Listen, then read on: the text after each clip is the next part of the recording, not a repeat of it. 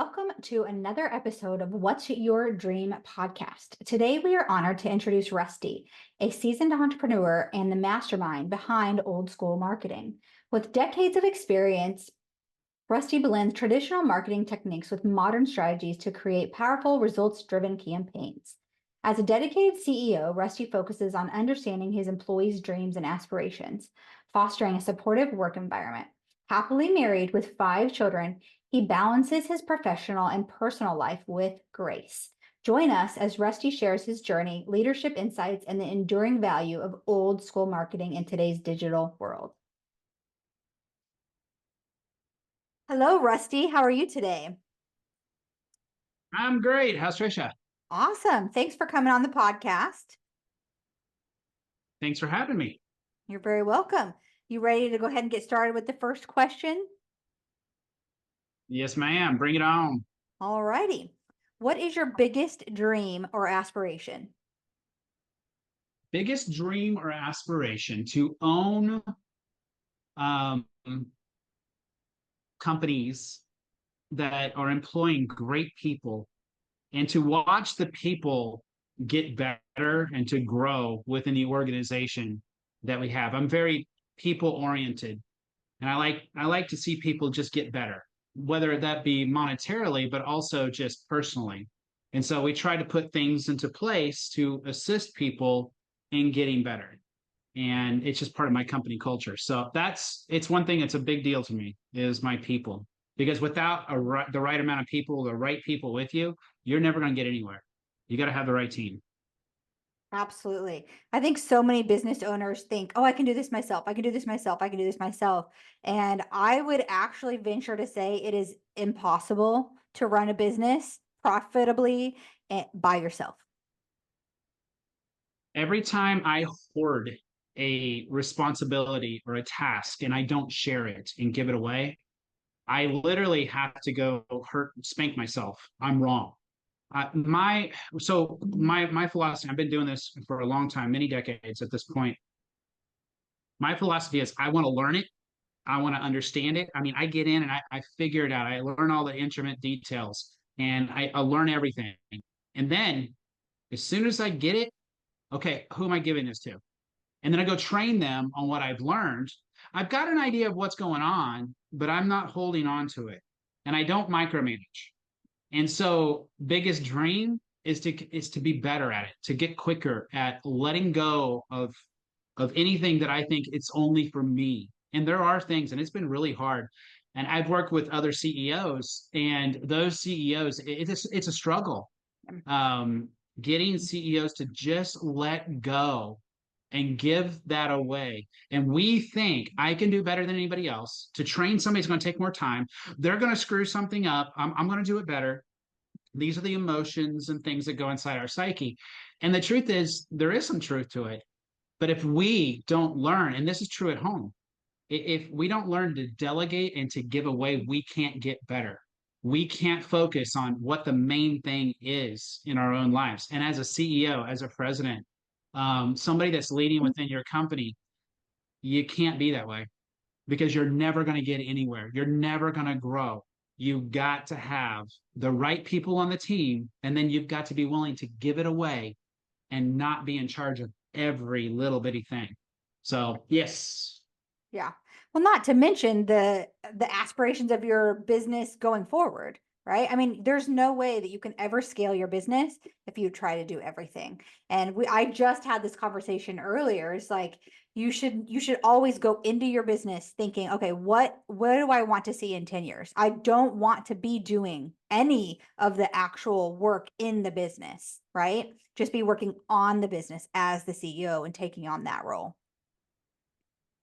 I did something, and I think I might be crazy. I'm not sure yet. But it's forced this topic to the front of my life. And I'll tell you what it is. About 45 days ago, my business partner and I, we launched 4 companies, 4 brand new companies, and they all launched on the exact same day. And from my perspective, I'm sitting here going, I'm in so much trouble. There's so much to do. I physically couldn't do it. And I got to that point, and I was there within a week because I've been honing this very skill for decades at this point. But as soon as I realized the mode I was in, I immediately stopped and I started, okay, let's talk. Here's what you're going to go do. I started delegating at a rapid pace because it's impossible. It was impossible for me to run Old School Marketing and 4 more companies that just start scratch all at the same time. So I immediately took my delegation skills, threw them into place, got rid of some tasks that I was doing so that I could get back, because here's what was happening. I was doing all these menial tasks, but I was not able to get back to what I'm supposed to be doing as a CEO. And I was starting to fail. And so it was a quick realization, just simply because I've been doing what we're talking about every day for decades. It came natural for me to say, okay, I know what my problem is, and I start shedding them. So what are you doing to craft and hone your own skills? Every day, what are you getting rid of? What are you going to give to somebody else? You can do that. Also, subcontractors, they're not our enemy. In fact, sometimes subcontractors are cheaper than employees. Right. And so be willing to give away to a subcontractor sometimes. Oh, yes. I've definitely learned that in my web design and branding agency for sure. 100%. Yeah. All right. Next question is, what makes you feel grateful and full of joy today? So I'm going to answer this 2 ways. One is to see my people walk in the door and they're smiling. I want people to enjoy what they do. And so one of the things passionate about me is, so we'll hire somebody. I'll bring them in. I think I know where they're best suited for, but I try to find the best slot for them to go once they've been here long enough. And so we move people to where they can be more successful. And my thought is this: I want people to enjoy the work that they're doing. And when they enjoy it, they produce better.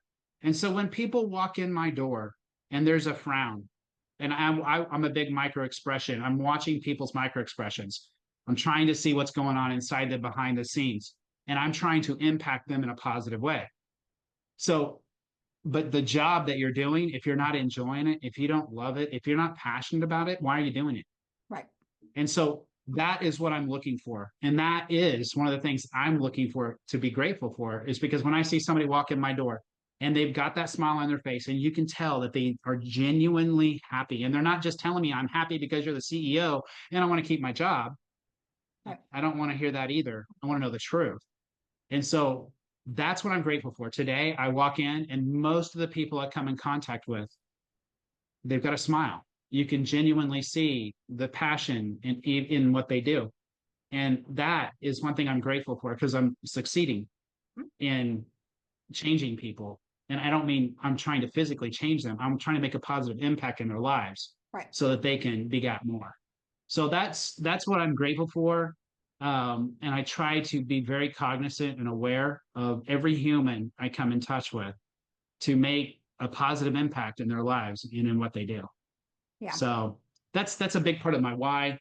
The other part would be, because of my people, I live a good life. Yeah. And I'm grateful for that. If I didn't have a great team that was there working alongside me, and trust me, I work really hard. And one of the things you said was that I don't want to be working on the company as I get older. That doesn't mean that us as CEOs aren't working. Right. It means that we're working on the company, not in the company. It doesn't mean that I'm drinking Mai Tais on the beach, 360 days a year. I'm not doing that. No, I'm working just as hard, but I'm doing it because I love it and I'm focused on the bigger picture, not the smaller picture. So that would be my grateful part, is watching me be able to give to my family, Yeah. and to allow them to live a good life. Absolutely. Love it. Yeah, I think that's one of the things that I respect about you and how you run your company the most, is just knowing, we're talking about dreams and aspirations today, but just even beyond that, knowing the dreams and aspirations of the people that work with you, and knowing that you're helping make those come true. And that's the whole idea of just wellness in an organization, and keeping your head up and keeping employees happy and retaining them. And it's not about the money, right? I think I had just went to a Gen Z conference, and they were talking about how Gen Z people, what they really, really want is they want to actually be seen and heard, right? And they want to be given praise and things like that more so than a raise. I can see that. I can see Yeah. that. We employ several of them, and it's Yeah. exactly what you said. Yeah. They want. It's not about money. Yeah. It's not. It literally is. Give them a big bear hug. Tell them that they're doing a great job. Just be there Yeah. and be that human that's a friend. And I think in some ways, a lot of Americans, we've lost that. Yeah. And we got so used to living in our homes and not being around people. But the truth is, we need other people. Mhm. And we need to get out there and give people a big bear hug and tell them they're doing a good job and push them on out the door and Yeah. not become reclusive. Absolutely. So, yeah. All right. What are the most significant lessons you've learned throughout your life, and how have they shaped you as a person? Trishi, do you realize that's a loaded question? There's Oh, like about yes. a billion different ways I could answer that. Yes. That's the whole point of these questions. Most most significant. Dang. There's not one that is most significant. I'm afraid my life is learning through a lot of little bitty microcosms. And so I'm going to start way back with my dad. He My dad got up every day. He worked 7 days a week. He put in 8 to 12 hours a day. It was a non-stop go. But when you seen the man in the street, everybody knew him in my little town in Eureka Springs, Arkansas. It's a tourist town. And when they seen Billy walking down the street, Dad always had a smile on his face. He was always running hard. I mean, he was in on the go, but he was never too busy to stop and just say hi, to have a good awareness around everybody that's around him. And everybody loved Dad, but Dad was the hardest worker in the room. And Dad constantly was going. And so that's me. I want to be more like my dad. And my dad did me a huge favor. I thought it was the worst thing in the world at the time as a kid. I'm 10 years old. I'm downtown. We owned a restaurant. And Dad made me put on this stupid signboard. It was a sandwich board. And I had to wear this dang freaking sign out in front of the restaurant 4 hours a day, 7 days a week. And I had to talk to every dang human that walked by my sign. As a kid, this sucked. It was the worst thing I've ever experienced. It as an adult, I can look back and I can say, thank you, Dad, because I was no longer shy. I had to talk to everybody. And that made a huge difference in my life and learning not only work ethic, my dad taught me that, but by having me out there and I had to go talk to every dang human, I'm the first person to jump out of the truck and go knock on a door. I'm excited to go do it. There are no strangers. Just ask my business partner. I talk to everybody. That's what I do Yeah. is go and try and impact somebody in their life. So there's a lot there to unpack, but really that's a big part of me and how I've learned, and the lessons started with my dad. And Yeah. then I'm going to jump into my business dad. I had a business name. His name was Vic Kennett. He's the CEO of Kerusso, and we made Christian apparel and sold that all over the country. And I worked for him for 23 years. And I started when I was a young man. I was in my early 20s. I think I was 22 when I started with Vic. But he was my dad Hmm. at work. He was just like my real dad, except from a business perspective. And so I grew up with a man that cared about me, and he had a vested interest in what I did. And so today I'm trying to do the same thing to the people that are in my life that work for me. How do I help them get better? I just had a young man, he's probably 24 years old, in my office, and he's on one of my other companies, and we're teaching how to go out and sell. How do you get out and knock? How do you knock on a door? How do you talk to people cold call style? How do you get on the cell phone? And they don't know, but I'm doing it slowly, carefully, gently, kindly, and he's growing up. And you literally can see the positive impact in his life and what he's doing through what he does. So anyway, I can talk for hours on this stuff, so I love it. Awesome. What inspires you and motivates you to keep going even when faced with challenges? Mm. Well, I'm going to reverse that question. So, first off, I face life with challenges. So, Mm. I don't view challenges like other people. When a challenge, in fact, Trisha, I'm going to say this, I kind of force the topic. I want challenges. Yeah. If there are not a certain number of challenges that I have to go deal with every day, I'm not being successful. So in some ways, as a man, and this is a kind of a man trait, most men are firefighters. They see a problem, we want to go put it out.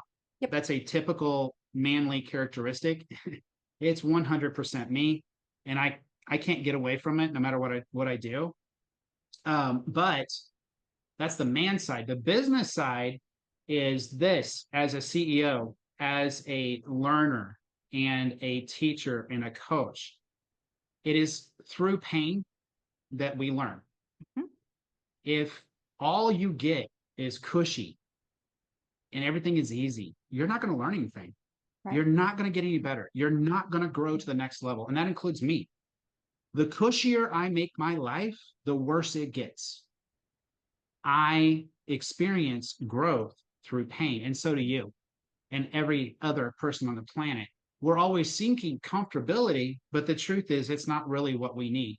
We need challenges. So, what motivates me? Making sure I get enough challenges in my day, because it's through and I've got staff. My copywriter, she calls me. She's like, "Oh no, I screwed this up, goofed it." I'm like, "Okay, cool. Let's go learn from it. Let's not do it again. Let's go figure out a better way to go." People expect me to come in and beat them up because of a mistake. Trisha, we don't come to work. We don't live life. Most of us, 99% of us, don't live life trying to make mistakes. Right. We try to go do good things, and then we're going to fail. And most leaders I see, people fail, and then they go beat them up for it. Yeah. And I can't tell you how many times when I get a new employee, it's like I've got to get them out of PTSD mode. They literally have been brutalized by their previous employer or spouse. That happens all the time as well. And they're coming in with an expectation of being first. That's not the life that we give. We want people to be happy and to be excited. And it is through pain that we learn. Yeah. So the reason I'm reversing this is I want challenges. I want people to bring them to me. I love learning about what the next problem is. Sometimes it does get a little bit too much. Guess what? I go home, I drink a beer, I take a chill, and I come back to work the next day and I'm ready to go. It's okay. You get burnt out sometimes, you get tired, but don't lose your why. Right. You get up in the morning, you go do it again, and you need those challenges. So seek the pain, look for it, look for the things that are hurting, and then Yep. go work on it and make it better. Yeah. And I think, I mean, I lighten that up a little bit, even just by talking about you're getting uncomfortable, right? That's, operating in an uncomfortable zone is absolutely okay. Because there Yes. are many things. I didn't even, like a year ago, if you would have asked me if I wanted to do a podcast, I would have said no, not in a million years. And so you have to get uncomfortable Here to you be are. right. You have to get uncomfortable, and sometimes it is from the pain, right? You have to have the contrast in what you don't want or what you think you don't want or what you might not really be ready for, and just go for it. So I'm going to give you an analogy, and I recognize this in myself. It was about 20 years ago, and here, as I got older, I was parking my car closer to the grocery store entrance, and I did that because I wanted it to be easier. What if it rains? What if it got too hot? I didn't want to walk that far. I gave myself all these excuses. And then I was like, why am I doing this? So then I started parking at the back of the parking lot where nobody was at. I got more exercise. I got more sunshine. I was able to talk to more people. I picked up a couple shopping carts on the way back and helped the store. And I changed my mindset. But we get stuck in a rut and we can't see the weeds in our own life. Take a step back and look at what you're doing and why you're doing it. Yep. Are you really performing the right actions and the micro things that you do every day? every day we're nothing but a major process. Everything that we do. Okay, in the morning, first thing we do, we wake up, the alarm goes off.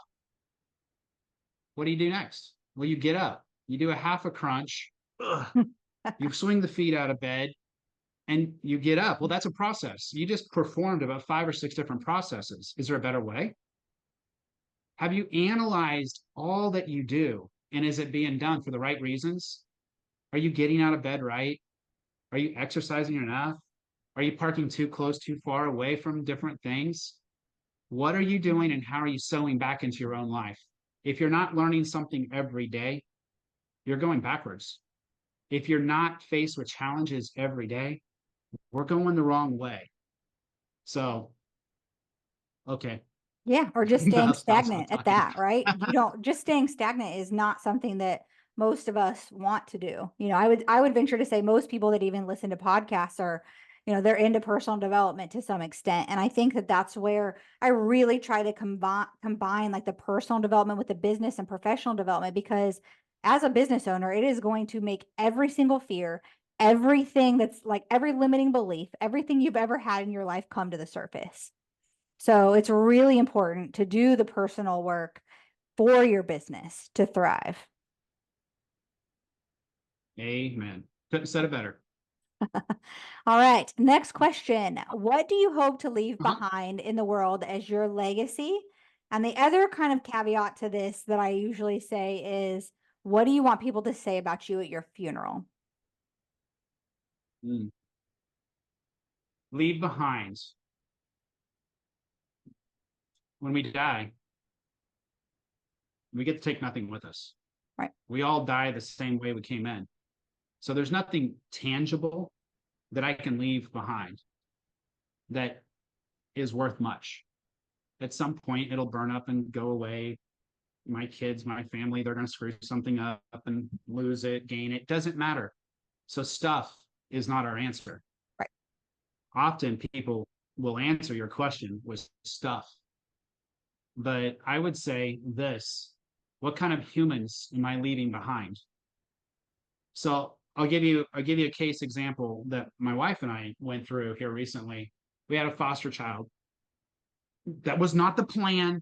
I did not want to be a foster parent. Okay, that was not the plan. But my wife was an SRO, which is a school resource officer, and there was a case that came up, and we were able to foster a child without becoming foster parents, and we did. So we had a teenage girl in our house, and long story short, the real dad came back into the picture. He ended up taking our new daughter, and she got hooked on drugs and got pregnant and ended up abandoning the baby at the hospital. And my wife and I chose to adopt the child. And Trish, I'm 50 years old. I don't need to be adopting a brand new baby in my house. But what's my legacy? What am I doing and why am I on this planet? And after thinking about it for about 1 hour, that's all it took. I went back to my wife and I said, yes, because I've been a no more kids person for over a decade. My youngest, I've got 4 children besides my brand new one. I'm like, I'm done. I'm over the hump. I can't have any more kids. And then God says, here, guess what? Here's You're gonna be a another. new daddy. And that is the legacy. The legacy of not just children, but all of the people that we come in touch with. And I love the butterfly effect concepts. And a lot of people miss this about their own lives. But I'm just going to kind of repeat this. It doesn't matter what you're doing, you're making waves. And it's like the butterfly that's just kind of flapping its wings. The flap of the wings can be felt all the way in Japan from America, because you can literally track the waves as they start flowing through the air. And our lives are the same way. Our lives, we go out and everything that we do matters. Everything that we say, everything that we touch, the clothing that we wear, the smile, the frown, it doesn't matter. Everything we do impacts everybody and everything around us. And it's both good and bad. It's not in between. Very rarely do you see somebody that's just writing a wall and nothing happens, because something is always happening because of what we do. So you're asking me, what do I want to leave behind? I want to leave behind a smile. I want to leave behind better humans than where they were before. I want people to be glad about the encounter with me. Yep. When they show up at my funeral, I want them happy. I don't want them sad. I hope I've left people better today than I did before they knew me. Right. And I hope when they come to the funeral that that is the conversation, that good things did happen. And trust me, I've created bad. I'm not perfect. I make mistakes all the time, but I do it with a smile.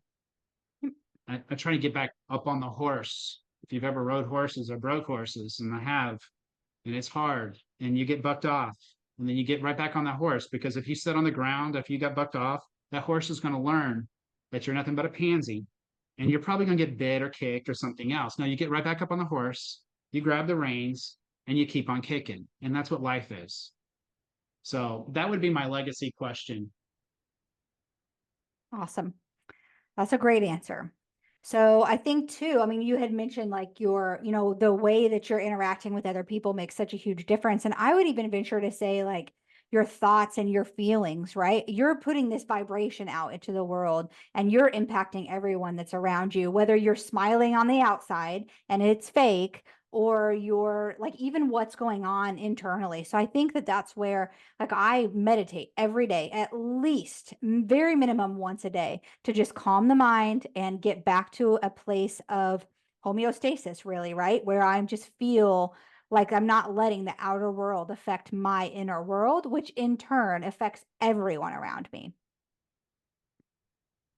Yes. Yeah. Deep breaths, pauses, calm the heart, calm the mind, get away, look at the beauty of the world and what God's given us, and just relax once in a while.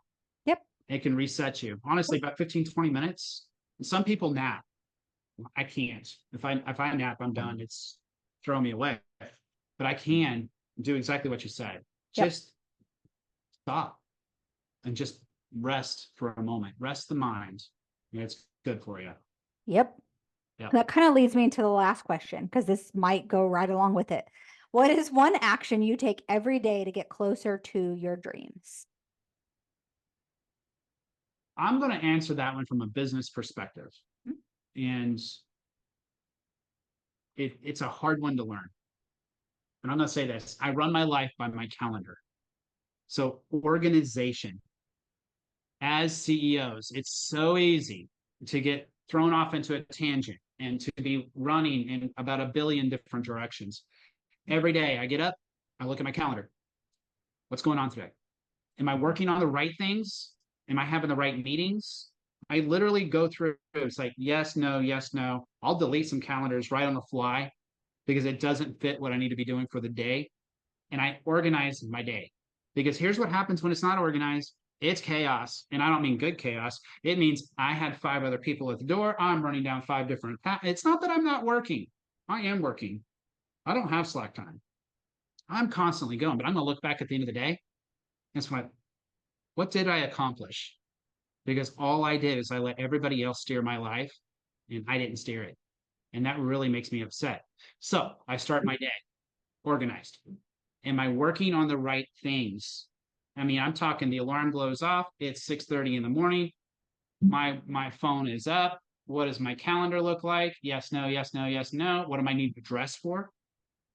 Sometimes I need to dress differently for different occasions. And so I need to start my day correctly. So your calendar, you can never be, you can. Actually, I've seen negative organization skills. You're so organized that you're over organized. There is that as well. But for most of us, we're not organized enough as CEOs. And so that is a big part of getting closer to your dream, because it goes back to the weeds. We can't see what we're supposed to be working on because we're in it. And at the moment I step out of my house, it's 7:30, whatever time it is that I get out of the house. From that moment on, it's too late. I can't stop the avalanche. I've got to think about it before I leave the house. These are just rules I put in for myself so that I can stay sane and heading down the right path and making sure I'm on course, because it's really easy to get off course. Yeah. So that would be my dream question, is get organized. Same thing at home. We only have so much time at home. You need to get organized. What are you going to be doing on the weekends if you have weekends off or your days off? How are you being, positively impacting everything that you're trying to work on at the house? And so stay organized. And it's okay to have a down day and do nothing. In fact, I encourage it. Like one day a week, I try not to work in the yard. I try not to fix everything. I try not to work on business. So that I got one day that it's just me and the family and the kids, because they don't see much of me because I'm charging everywhere else. So one day a week, that's my day with the kids. That's my day with the family. It's my down day. And it's okay to not work. So that's how I'd answer it. Absolutely. And have you ever heard that saying that you're basically like your car or your garage, and how messy it is and not organized is exactly how your brain is? Like all the things going Yes. everywhere all the time. Yes. Yeah, I can be, my mental desire, Trisha, is to be OCD. It's like I want everything to be in a desirable place, right where I want it. But I can literally tell you, my life has got so crazy that it's physically impossible. And so I had to retrain my mind Yep. to be okay with chaos, to be okay with challenges. And everything is not perfect. I know what perfect is, and I sure like it perfect. 99% of the time, it's never perfect. My garage is a mess, and it's not the way I want it, but I'll get it there. I'm doing the best I can. I literally, I try to maximize every day to the best of my ability. And then at the end of the day, did I do the best I could? If the answer was yes, then I give myself a pass on the things I couldn't get to. And so my desk is not as pretty as I want it to be. Mhm. It is good enough for me. It's okay that the garage is not, everything's where it's supposed to be. And it's okay. Yeah. My bedroom, my 3-year-old has toys all over the place, and that's okay. Yeah. Well, So, and not only do we not give ourselves enough credit, and we're hard on ourselves, and we're guilty for, like, make ourselves feel guilty for the days that we didn't work out, or maybe we didn't eat the best, or, maybe we did park really close at the grocery store instead of taking that little extra walk. It's like, those are not only do we do all of that and make it so hard on ourselves, we don't celebrate ourselves near as much either. So when you do get the garage cleaned out, celebrate. Whenever you do park long ways away at the grocery store, celebrate yourself for walking in. Do the thing, actually be yes. proud of yourself. Because at least growing up, it's like I try to celebrate my kids, but I definitely haven't done an amazing job of celebrating like good grades or something like that, because it's like they've just always gotten good grades. I've never had to even say anything. They just do. And so I haven't really celebrated that as much as I probably should have. So it's like we don't learn to celebrate ourselves because maybe our parents didn't celebrate us as much as, I hate the word should, right? But like maybe as much as they could have. Amen. Amen. I could even, there is negatives. There's over Yeah, praising. And so I see that sometimes in young kids where parents, we over praise or for the most part, though, you're right. yeah, It's, we don't praise people enough, not just our own kids. What about your spouse, right. Oh, absolutely. boyfriend, That too. girlfriend? Hmm. Words of Yeah. Yeah. affirmation. Yeah, Yep. exactly. And it for me, honestly, it's my weakness. Believe it or not, I am not good at saying, good job, Tricia. Way to go. This was the best podcast you've ever done. What a great job being a leader. I'm not good at it. And I've actually set things in motion to offset me. So I've got a personal administrative assistant. She helps me be better at what I'm weak at. Yeah. So I have thank you cards that go out. We have birthday gift cards that go out to the employees. Little things that I know I'm not good at, so I shore that up with people that are better at it than I am, that Right. have that gifting. So there are a lot of ways to do what you're talking about, even if you're not good at doing it. You just got to think Absolutely. about it and Well, it's the thought that have your counts. people in mind. It is. It Yep. really is. Yep. All right, Rusty, is there anything else that you would like to share with the audience today? It's a hard world we live in. We're constantly being inundated with political crap. Don't care which side of the fence you're on. Tornadoes, hurricanes, economy, inflation, all of these words, they're negatives and they are impacting you. It's real. But how you deal with it matters. Limit the amount of crap that your mind takes in, increase the amount of positive that you're putting out, and watch your life get better. Yep. Don't listen to all the detractors that are hitting you. Focus on your goal and your dreams and charge forward. Be that warrior that nothing can touch. You're impenetrable. You can go do this, but you have to have a rock solid mind. Do not allow those challenges, the chaos, the things that are coming at you to detract you from your dreams. That's what I would say. Awesome. Love it. And I think that for me, dreams are they're not created by the news. The news is the most negative thing you could possibly listen to, and they're telling you exactly what they want you to hear.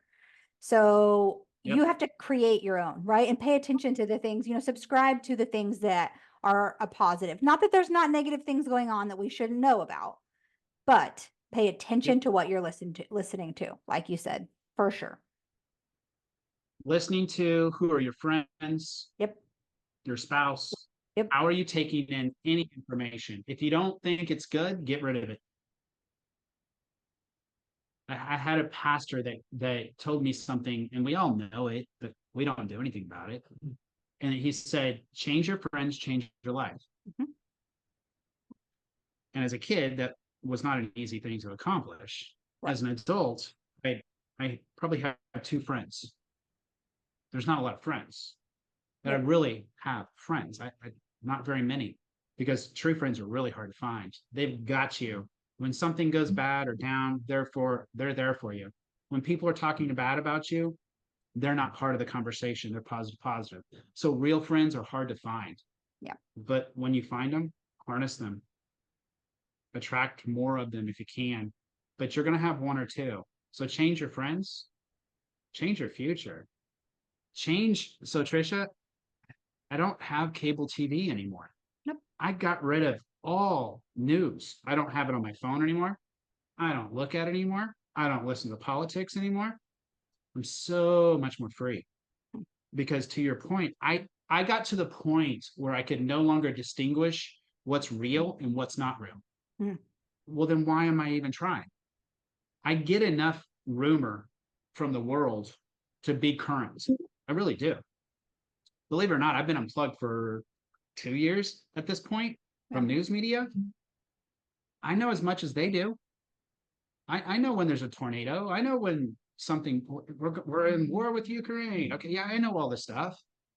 So you can still keep in touch, and it's probably better, because why am I doing this? Why are you spending your time looking at crap when you can't figure out what's real and what's not real? Right. And it doesn't matter which side of the party fence you're on. We're all being lied to. Oh yeah, absolutely. By the news media. It's all spend. All of us are brainwashed. So to get out of it, get out of the murky yucky and just stop and get focused on what we should be focused on. We can't control anything in our country. No, but I can change myself. I can get out there and do better things. I can go work on things with my time. I'd be watching news that's actually going to create and build something positive. Change your life. You're the master. You're in charge. Nobody else is. Right. Actually, that's not true. If you're not in charge of your life, somebody else is. Right. If you're not in charge of your calendar, somebody else is going to dictate what you're going to go do. If you don't have a control of your taxes, guess what? The government's going to take 60%. Yeah. These are real things. We've got to be working on our own lives. Absolutely. Every day. Every day. Constant. Till the day we die. Yep. All right. Thank you so much for being on What's Your Dream podcast today. Thanks for having me. You're welcome. This was fun. Yes.